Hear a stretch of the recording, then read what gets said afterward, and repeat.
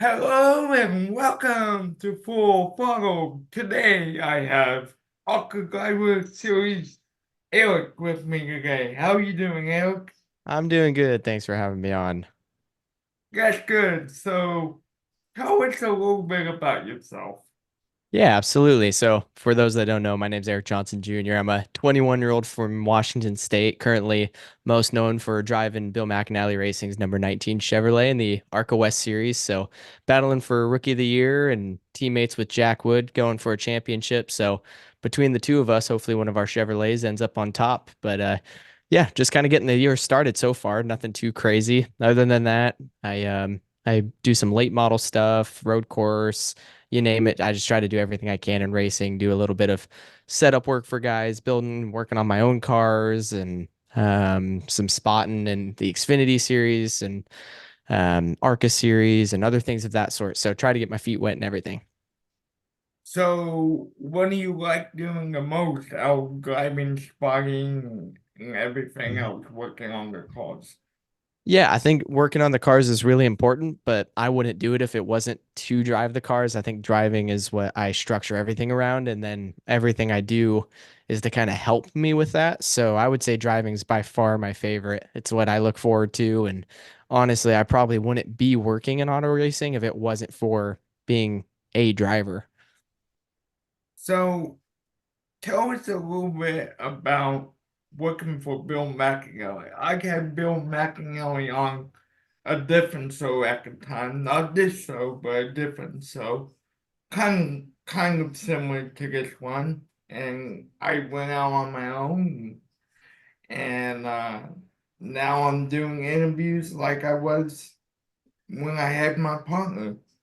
hmm Yeah, so working for Bill, Bill is very, very educated in the sport. He's been in the sport for a long time as both a driver, the crew, and then team owner, and has had all of his success mostly as a team owner, and for good reason. He's a very good businessman. He works not only in racing, but also owns multiple Napa locations and auto cares and things of that sort. So he's very business minded. So he's been a really good role model to learn from. And last year I actually worked down in the shop for about 10 weeks straight, just putting my cars together as part of our deal, and spent a lot of time with Bill and his crew. And he's definitely very, very, like I said, business oriented, very professional, but he's also a really nice guy and has been very generous in letting me do what I do. So he's helped me out a ton, and I wouldn't be where I was today if it wasn't for him and all the sacrifices and things he's done to let me come be around his team.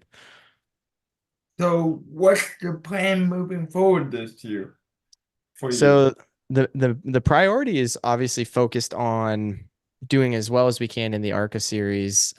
This has been a dream of mine for as long as I can remember. I've everything I've done leading up to now has been to hopefully do this someday, and anything beyond the ARCA series is pretty much just the icing on the cake. My dream is just to make a living driving race cars, and this year it's pretty much about just getting as much seat time as I can. So, we ran Phoenix and had Irwindale, but Irwindale unfortunately got canceled. But then I had 3 weeks now scheduled out to be in three different cars. So I'm in my super late this weekend that I put together, a Miata the next weekend on a road course at Portland, and then I'm taking our road course late model up to a road course up north.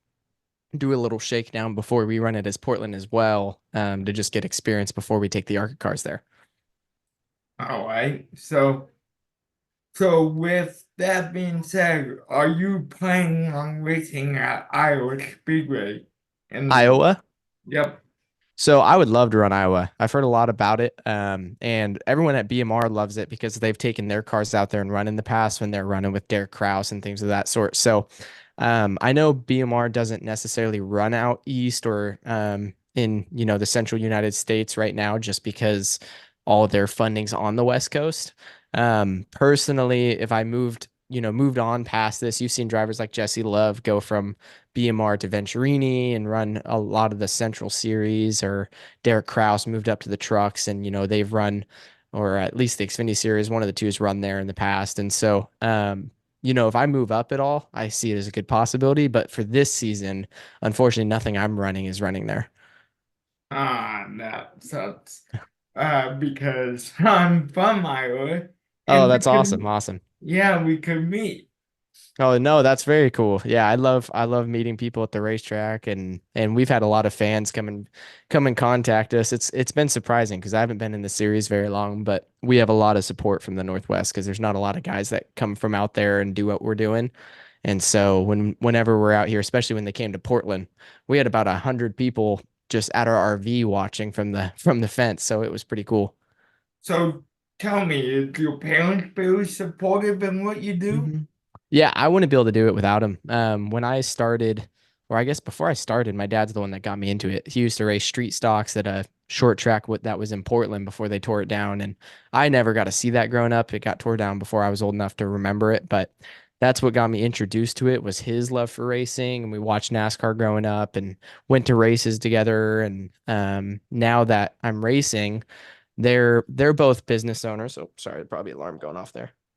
They're um they both co-own a business out here in the Northwest, and we're fortunate enough to be able to do what we're doing now. When I was younger, it didn't really ever look like it was going to be a possibility. And they do support me, but luckily we have a lot of sponsors that help take that burden off their shoulders, and now they just spend most of their time at the track in the grandstands.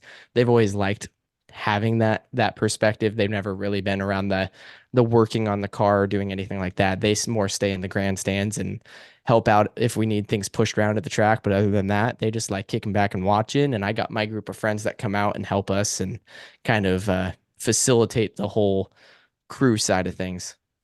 Yeah, so talk about that. hmm Racing is a fun oriented sport, family and everything. So who who you really look up to in racing besides, of course, your own Bill, but Yeah, yeah. I've been working with Bill, obviously, and he's a great role model, but I would say more closer than that. My current crew chief slash car chief, depending on the weekend, Chuck Jones is a guy that I've worked closely with now for a couple years, and through time, I've gone through a few different people that have really taken a lead role in teaching me, and I've worked underneath them in late models, and even before that, what was called a baby grand when I got started. But Chuck, right now in the ARCA and late model stuff, he comes from a background of building chassis for Greg Biffle and racing for himself. And he's got so much knowledge, so much experience that he's been a great role model for me. And he carries himself really humbly and just enjoys being at the track, doesn't want a bunch of money for doing it. And that's kind of the the mindset I go into things is just going in for the experience, not for money. And so he's a great role model of mine. Other drivers, I look up to Jack Wood as a role model as my teammate. I mean, we've already seen so quickly at both Phoenix and then the tests we did following that. He's been a major tool for me leading up to those events and at those events to ask any questions. Same with all the truck drivers that Bill has now. Christian Eckes, Daniel Dye, Tyler Ankrum, all of them at some point have contacted me, which has been really cool because I've got to work with them and just ask them, not just questions about myself, but learn more about them and what their experiences are like, and just gives me an idea of what's to come if we were ever to take that next step, if that makes sense. yeah, it makes perfect sense. So tell us a little bit about working with your teammates then in the Yeah. other series. Yeah. So, What mhm. what advice have they gave you and what have you took from them? Vice Yeah. versa, what advice have you gave them?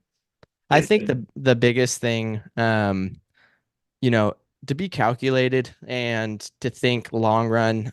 These races are a lot longer than anything you normally see in a super late model or, even less race on the lower ranks of in NASCAR and that short track racing. So when you're doing those kind of racing, it's a lot more sprint race like versus in an ARCA race, you got to be there in the end. And so I've learned a lot from them on how to manage a car, how to get it to the end, and how to adapt through a race to take care of it.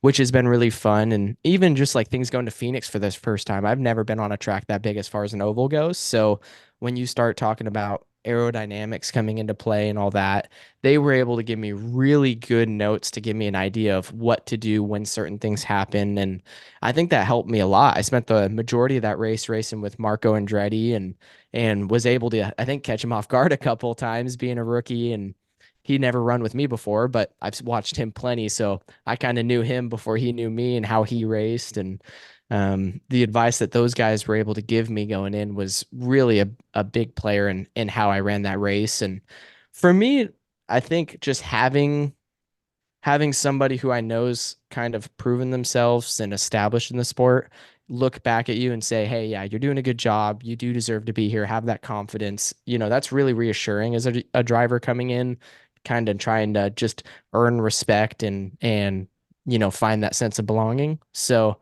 they played a really big role in that. Same with Bill and all their crew. Everyone's been super, super supportive. So I think it's just a really nice environment. Well, as we wrap up here, are there any sponsors you want to thank why I Yeah. really want?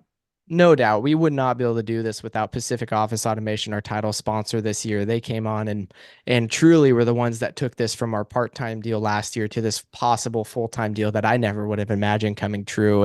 And like I said, my folks with Key Property Services and Valleyscapes and Paul Davis Restoration and Kindness 911, Chuck Jones Automotive, the list goes on of the people that have come on board to make this possible for us. But really, um, I just I feel lucky to do what I do. Those are the ones that make it all possible. I'm just the one that's lucky enough to hold the steering wheel, but those are the ones that definitely deserve the credit.